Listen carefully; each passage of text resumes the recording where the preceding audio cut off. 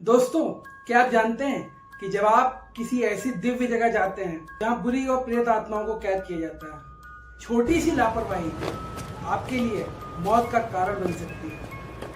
और अगर कोई 150 साल पुराना जिन आपके पीछे पड़ जाए तो सोचिए आपका क्या हाल होगा। आज की कहानी फरवरी 2024 की एक ऐसी ही सच्ची और रूह कपा देने वाली घटना है। राजस्थान के मेहंदीपुर बालाजी मंदिर के बाहर की गई अनजानी भूल ने कैसे लखनऊ के रहने वाले एक हंसते खेलते नौजवान के अंदर एक खौफनाक साए को आजाद कर दिया। आज की वीडियो को रात के सन्नाटे में सिर्फ हेडफोन लगाकर सुनना, क्योंकि आज का ये किस्सा आपकी रूह को अंदर तक झकझोर देगा। तो स्वागत है आप सभी का अमित डार्क टेल्स में।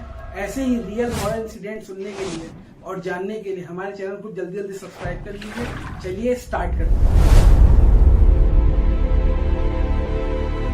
कहानी शुरू होती है हमारे सब्सक्राइबर सिद्धार्थ से, जो उत्तर प्रदेश के राजधानी लखनऊ के रहने वाले हैं। सिद्धार्थ के 3 और पक्के लंगोटिया यार थे जो लखनऊ में उनके साथ पले बढ़े।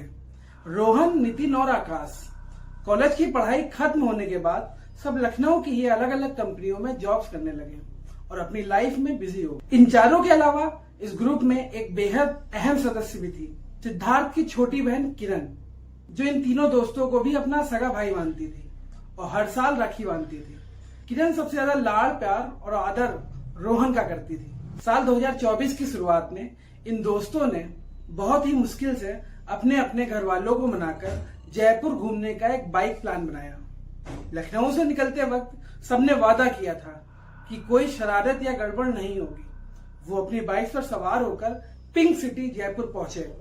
2 दिन तक हवा महल, जल महल, अजमेर फोर्ट घूमने के बाद जब वो शाम को एक टपरी पर बैठते हैं चाय पीने के लिए, तभी उनके पास एक अजीब सा बुढ़ा आदमी आया। उसने कहा, तुम लोग यूपी से यहाँ राजस्थान घूमने आए हो और मेहंदीपुर बालाजी के दर्शन नहीं किए?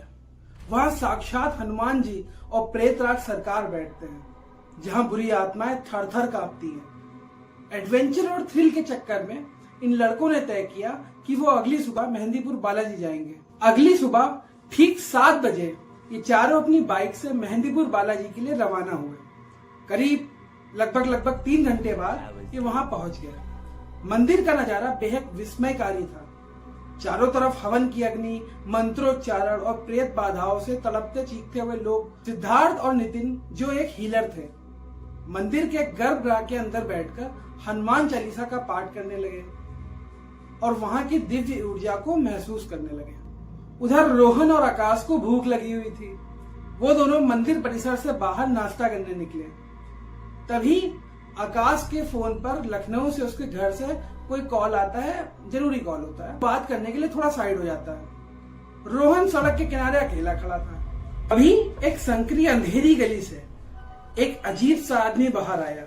उसके चेहरे पर अजीब सा पीलापन था। उसने रोहन के हाथ में एक पुराना काले कपड़े से ढका हुआ मिट्टी का एक छोटा मटका थमा दिया और बोला, भाई बस इसे 1 सेकंड पकड़ो, मैं अपनी चप्पल पहन कर आता हूँ। आकाश ने जैसे ही फोन काटा और पीछे मुड़कर देखा तो देखा वो आदमी उसको मटका पकड़ाकर जा रहा था और रोहन उस मटके को हाथ में लेकर बुत बनकर खड़ा हुआ था। आकाश ने बालाजी के नियमों के बारे में पहले से ही सुन रखा था कि यहाँ किसी अनजान से कोई चीज नहीं लेते हैं। उसने तुरंत रोहन को डांटा और उस मटके को वहीं सुनसान जगह पर रखवा दिया। लेकिन वो दोनों नहीं जानते थे कि वो मटका छूते ही रोहन पहली और सबसे आखिरी भूल कर चुका। ट्रिप खत्म करके चारों दोस्त वापस लखनऊ अपने अपने घर लौट आए। उन सबको सब कुछ नॉर्मल लग रहा था। लेकिन उसी रात ठीक 2:30 बजे सिद्धार्थ की फोन की घंटी बजी। स्क्रीन पर रोहन का नाम था। सिद्धार्थ ने जैसे ही फोन उठाकर कान से लगाया, उधर से रोहन की ऐसी भयानक चीख में आवाज सुनाई दी कि जिसे सुनकर सिद्धार्थ के हाथ से फोन छूटते छूटते बचा। रोहन फोन पर रोते और हाफते हुए कह रहा था, सिद्धार्थ भाई मुझे बचा ले, ये लोग मुझे काट डालेंगे। मेरे कमरे में 7 भयानक खौफनाक साए खड़े हुए हैं, जिनकी हाइट 8-8 फुट है। उनकी आंखें से अंगारे जल रहे हैं। एक मेरे पैर को खाल रहा है, एक मेरी जीभ खींच रहा है, एक मेरी आंखें निकाल रहा है और एक मेरे जिस्म से डायरेक्ट खून पी रहा है। भाई प्लीज आ जाओ, भाई प्लीज आ जाओ, वरना मैं सुबह का सूरज नहीं देख पाऊंगा। भाई प्लीज आ जाओ। सिद्धार्थ ने तुरंत नितिन और आकाश को जगाया और वो तीनों रात के सन्नाटे में बाइक दौड़ाते हुए लखनऊ की सड़कों को पार कर रोहन के घर पहुंचे। जब वो पीछे का दरवाजा खोलकर रोहन के कमरे में घुसे तो देखा कि रोहन एक कोने में दुबक कर बैठा हुआ है। उसके पूरे शरीर पर किसी जंगली जानवर के नाखूनों के निशान है और कमरा एकदम खाली था।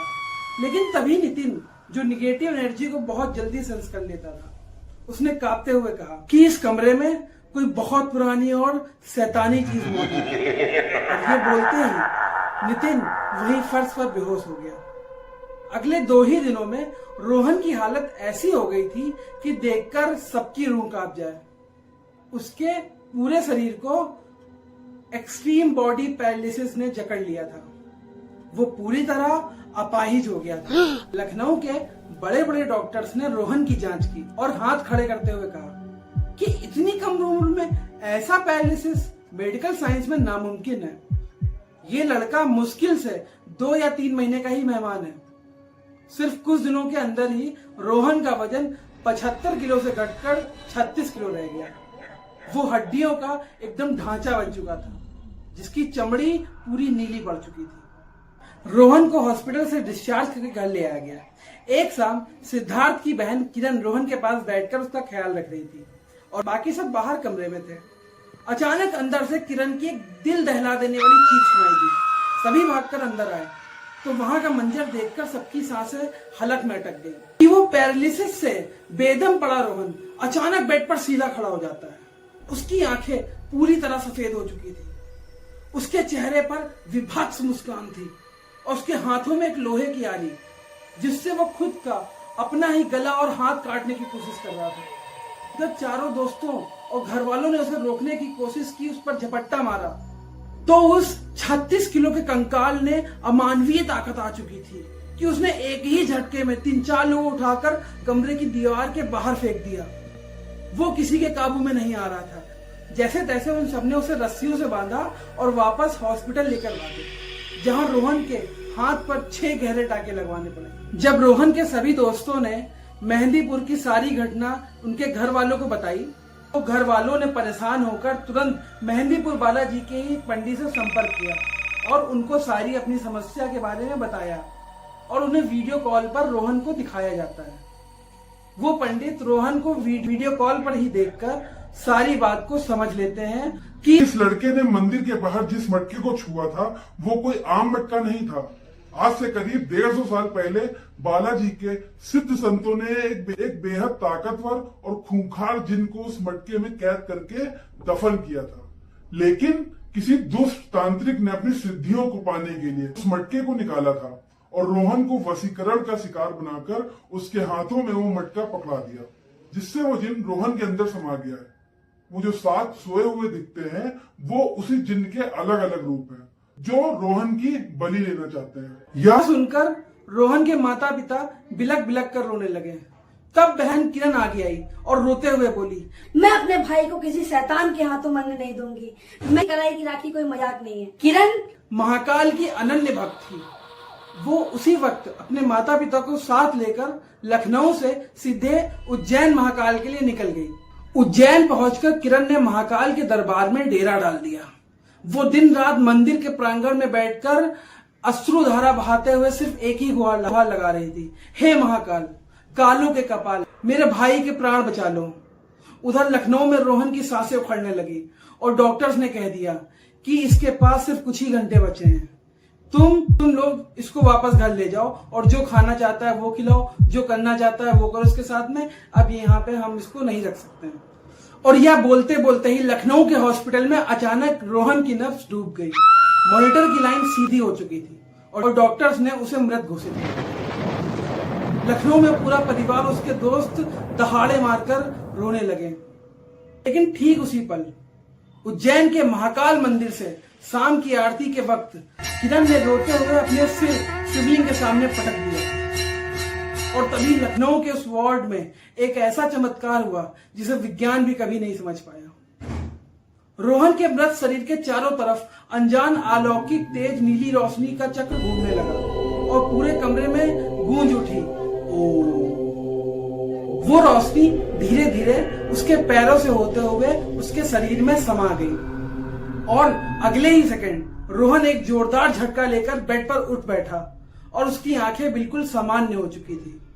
उस 150 साल पुराने जिन्न को महाकाल की शक्ति ने पल भर में भस्म कर दिया। ऐसे किरण ने रोहन की जान बचाई। एक भाई बहन के प्यार के आगे उन 150 साल पुराने जिन्न ने भी हार मान ली। तो कैसी लगी आपको ये आज की स्टोरी?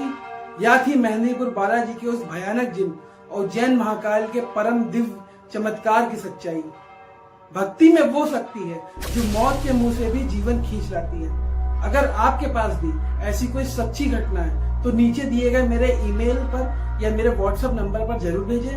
हम आपकी स्टोरी अगली वीडियो में जरूर कवर करेंगे। तो मिलते हैं जल्दी अगली ऐसी रियल हॉरर इंसिडेंट के साथ में। तब तक के लिए जय हिंद।